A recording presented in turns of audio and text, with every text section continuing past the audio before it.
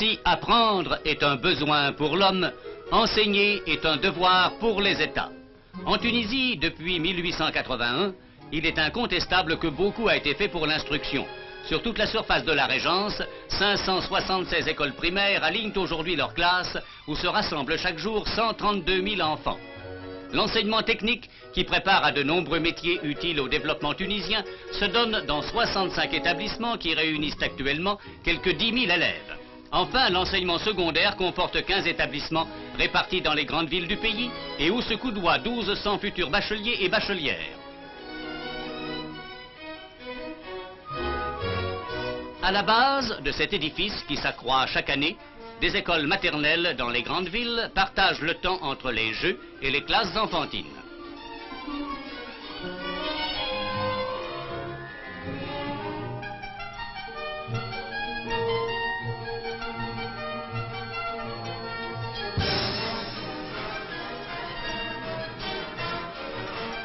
À Tunis, l'école d'Ornano, comme l'école Fabry, offre aux petits les meilleures conditions de vie et de santé, de bonnes siestes au grand air, chaque enfant bénéficiant d'une couchette particulière et se soumettant à des précautions et à des soins qui constitueront pour sa formation une solide assise.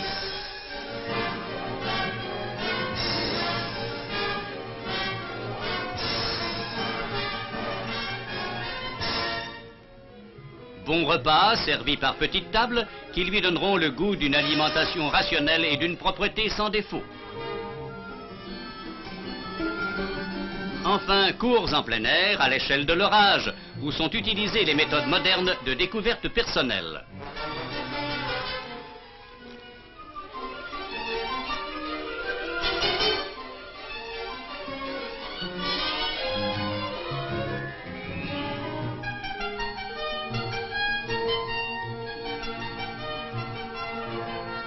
L'accroissement continu de la population scolaire, passé cette année à 182 000 élèves, a amené une floraison d'écoles primaires modernes, telles entre autres celle de Menzel Bouzelfa près de Tunis.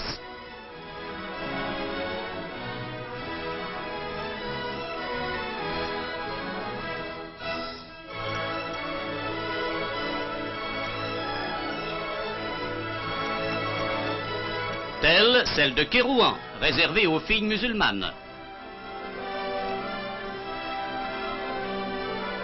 Telle l'école franco-arabe de Porto Farina.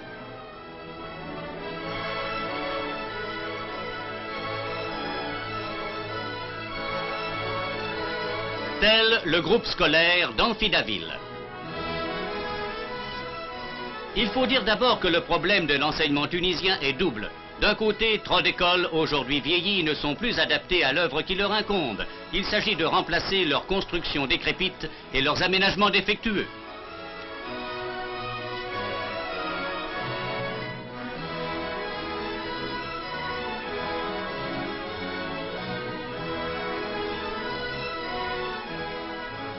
D'autre part, la guerre a porté des coups désastreux à certains établissements, comme le collège des filles de Bizerte, dont les bombardements n'ont laissé que des ruines. Mais construction et reconstruction ont été courageusement entreprises. Le collège Stéphane Pichon à Bizerte, aujourd'hui en état d'achèvement,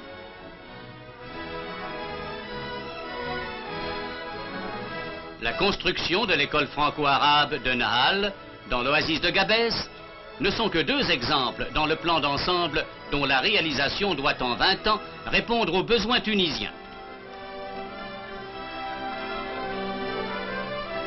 Ces grandes écoles primaires ou construites dans le style ancien comme celle de Grombalia ou dans le style local comme à Tozeur ou selon le type à voûte comme celle de Rafraf et celle de Xar-Mézoir, qui semble se dresser en pleine campagne.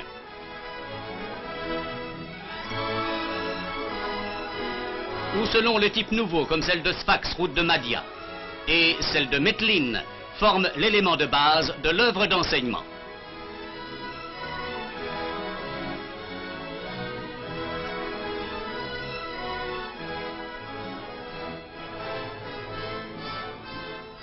Il s'y ajoute, construites selon les mêmes plans types en dehors des agglomérations, quelques 120 écoles, improprement nommées écoles du désert. qui servent comme à Bouchemma à la scolarisation de plusieurs villages.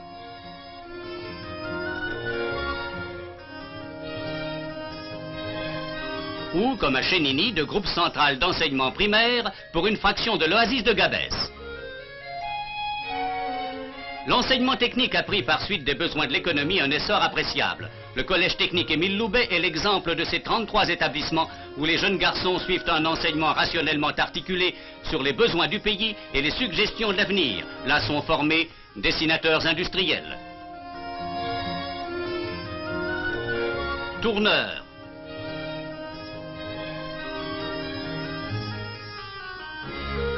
mécaniciens,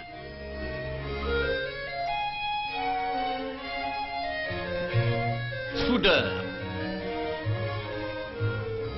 découpeurs, menuisiers, pour pouvoir répondre demain à la demande de spécialistes toujours recherchés.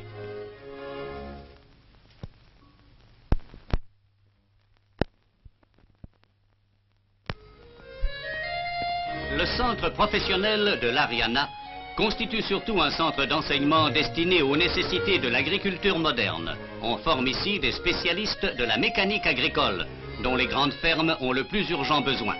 Mais à côté de la nouvelle Ariana, 18 centres masculins forment en plus des mécaniciens et des menuisiers, ou des artisans ruraux, ou des forgerons, des teinturiers, des électriciens et des maçons, pour lesquels la demande est continue. Le centre polyvalent de Gamart est plus spécialement orienté vers les métiers d'intérêt rural, comme la maçonnerie.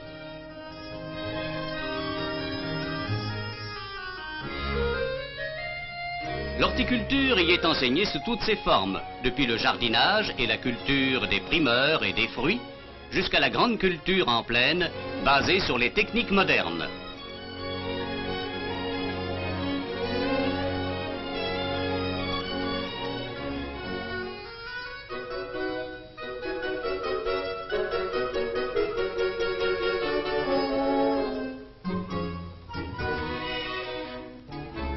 Les filles n'ont pas été oubliées non plus dans cette branche intéressante de l'enseignement, et 32 établissements leur sont consacrés. Certains, comme le Centre de formation professionnelle de Tunis, se préoccupent surtout de conserver des techniciennes fidèles aux arts traditionnels. Broderie de style local,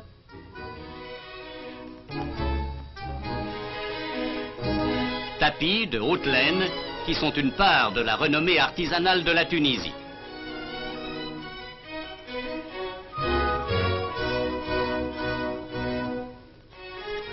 D'autres, comme l'école Paul Cambon, forment surtout des ouvrières dont la vie moderne accentue tous les jours le besoin. Couturières,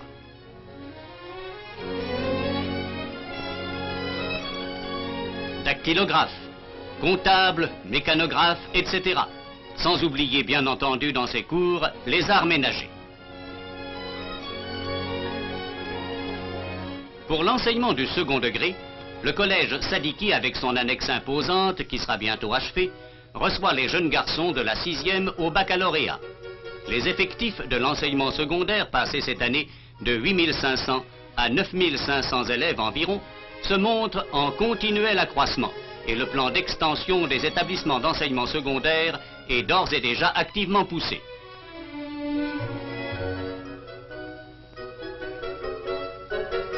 Autre établissement d'importance, le lycée Carnot de Tunis réunit à la fois les cycles de l'enseignement primaire et secondaire.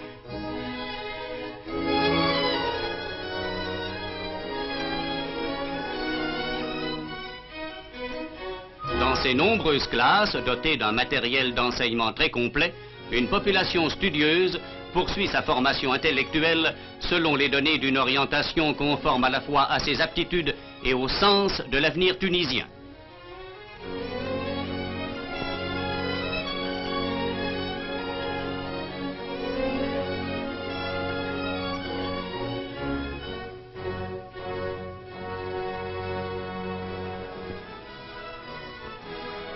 Le lycée Carnot, trop exigu en raison de l'accroissement de ses effectifs, a été obligé pour s'agrandir de se déplacer vers Carthage, où ces nouveaux bâtiments ont pris une extension considérable face à l'un des paysages les plus grandioses et les plus chargés d'histoire.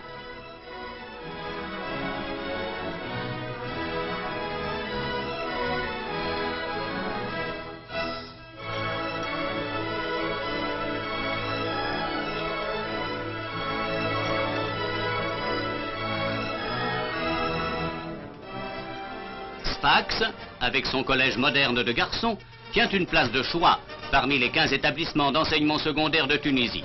Et ces aménagements ont fait une large place au sport au milieu des cours scolaires.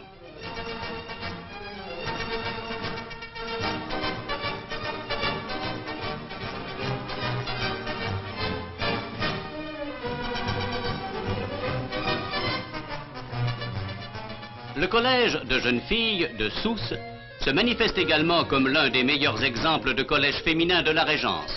Ses amples bâtiments largement aérés, sa disposition générale, sa correspondance étudiée aux besoins de la vie, le placent en tête des établissements de sa catégorie.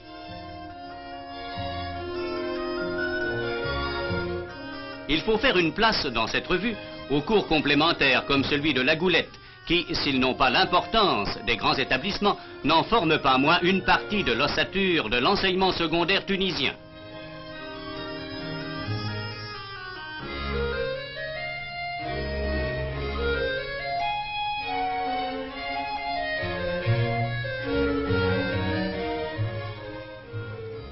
Pour couronner cet édifice, la Régence possède son école normale d'institutrices qui réunit sans distinction élèves européennes et musulmanes. Il est en effet nécessaire, en vue de la montée des besoins de l'enseignement, né de l'accroissement ininterrompu de la population, de former de plus en plus des maîtres sortis de la masse autochtone.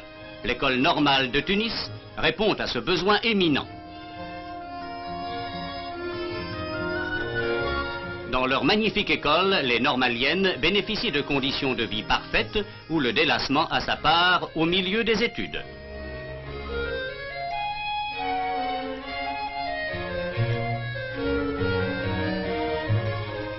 Et en annexe, une école primaire leur permet de compléter sous le contrôle d'un maître musulman leur instruction pratique.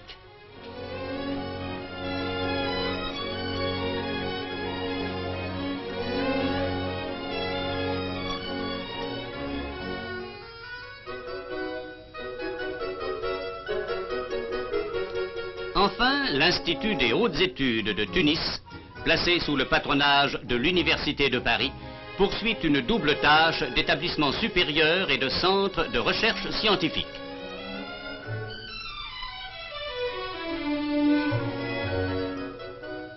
Aux amphithéâtres, où les cours sont donnés par des maîtres de conférences et des assistants agrégés, s'ajoutent des laboratoires où se continuent les recherches dans l'ordre des sciences humaines et des sciences de la nature. Ces recherches pratiquées à l'aide d'un aménagement et d'un appareillage scientifique qui se développent chaque jour contribueront à accroître un rayonnement qui s'est déjà affirmé.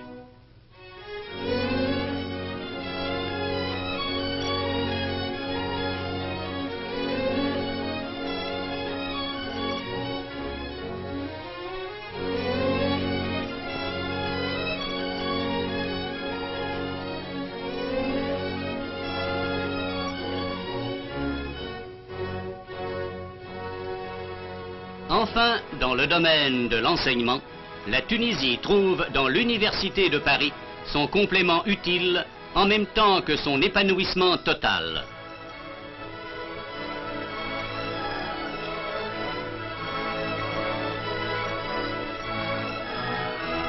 Au service de l'enseignement tunisien s'ouvrent les facultés qui, depuis des siècles, brillent comme des fleurons à la couronne de Paris et qui se groupent à l'ombre de la coupole de la Sorbonne. Pour les Tunisiens qui veulent vouer leur vie ou à la recherche ou à une science plus haute, Paris, dans sa cité universitaire où la jeunesse studieuse de chaque pays a voulu écrire son nom, a réservé une place à la Tunisie. Et la Tunisie, à son tour, y construit sa maison.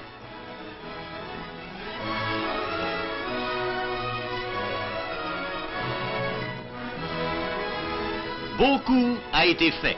Beaucoup reste à faire sans doute, mais les résultats acquis permettent hautement d'augurer de l'avenir tunisien.